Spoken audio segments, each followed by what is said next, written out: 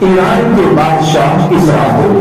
اس کے بعد سلام لکھی گئی تھی سلام علی من اتبع الہدی، جو لوگ ہدایت کی پیروی کرے ان پر سلامتی ہو. پھر آپ نے لکھوایا تھا اسلم تسلم، اسلام لے آؤ سلامت رہو گے.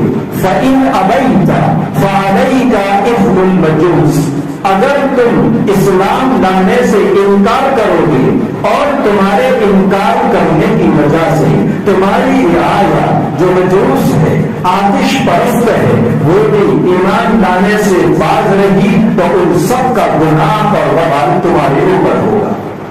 یہ پورے خط کا مضمون تھا.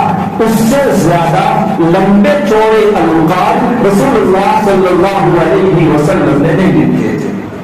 اور اس زمانے میں، حضور کے زمانے میں، جو ایران کا بادشاہ تھا اس کا نام